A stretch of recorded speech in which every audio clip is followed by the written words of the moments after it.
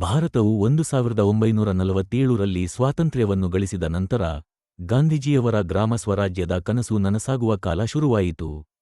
1957ರಲ್ಲಿ ಬಲವಂತ್ ರೈ ಮೆಹ್ತಾ ಸಮಿತಿಯು ಗ್ರಾಮ, ತಾಲ್ಲೂಕು ಮತ್ತು ಜಿಲ್ಲೆ ಮಟ್ಟದಲ್ಲಿ 3 ಹಂತದ ಪಂಚಾಯತಿ ರಾಜ್ ವ್ಯವಸ್ಥೆಯ ಶಿಫಾರಸು ಮಾಡಿತು.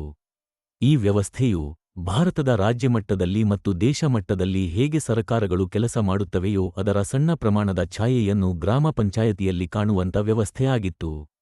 ಸಮಿತಿಯ ಅಭಿಪ್ರಾಯಗಳು ಗಾಂಧೀಜಿಯವರ ಕಂಡ ಕನಸನ್ನು ನನಸು ಮಾಡುವ ನಿಟ್ಟಿನಲ್ಲಿ ಇದ್ದವು. ಈ ವ್ಯವಸ್ಥೆಯಲ್ಲಿ ಗ್ರಾಮ ಪಂಚಾಯತಿಯೇ ಕೇಂದ್ರ ಬಿಂದು, ಅದರ ಪ್ರತಿಯೊಂದು ನಿರ್ಧಾರಗಳು ಗ್ರಾಮ ಪ್ರಜೆಗಳು ಗ್ರಾಮ ಸಭೆಯಲ್ಲಿ ನಿರ್ಣಯ ಮಾಡುವ ಉದ್ದೇಶ ಹೊಂದಿತ್ತು. ನಾಗರಿಕರಿಗೆ ಆಡಳಿತದಲ್ಲಿ ನೇರ ಭಾಗವಹಿಸುವ ಅವಕಾಶವನ್ನು ಕೊಡುವಂತೆ ಹೆಚ್ಚು ಒತ್ತು ನೀಡಲಾಗಿತ್ತು. ಇದರ ಮೂಲಕ ಅವರು ತಮ್ಮ ದೈನಂದಿನ ಜೀವನವನ್ನು ಸುಧಾರಿಸುವ ನಿರ್ಣಯಗಳನ್ನು ಅವರೇ ಆಯ್ಕೆ ಮಾಡುವ ಅವಕಾಶವನ್ನು ನೀಡಲಾಗಿತ್ತು. ಇದು ಗ್ರಾಮೀಣ ಪ್ರದೇಶಗಳಲ್ಲಿ ಸ್ವಯಂ ನಿರ್ಧಾರದ ವ್ಯವಸ್ಥೆಯನ್ನು ಉತ್ತೇಜಿಸಲು, ಸಾಮಾಜಿಕ ನ್ಯಾಯವನ್ನು ದೊರಕಿಸಲು ಮತ್ತು ಸಾಮೂಹಿಕ ಅಭಿವೃದ್ಧಿಯನ್ನು ಹೊಂದಲು ನೆರವಾಗುವಂತೆ ಶಿಫಾರಸು ಮಾಡಲಾಗಿತ್ತು. ಸ್ಥಳೀಯ ನಾಯಕರು ಮತ್ತು ನಾಗರಿಕರು ಸೇರಿ ತಮ್ಮ ಸಮುದಾಯಗಳ ಅಗತ್ಯಗಳನ್ನು ಅರ್ಥಮಾಡಿಕೊಂಡು ಪರಿಣಾಮಕಾರಿಯಾದ ಆಡಳಿತವನ್ನು ಸಾಧಿಸುವಂತೆ ನಿರೀಕ್ಷಿಸಲಾಗಿತ್ತು.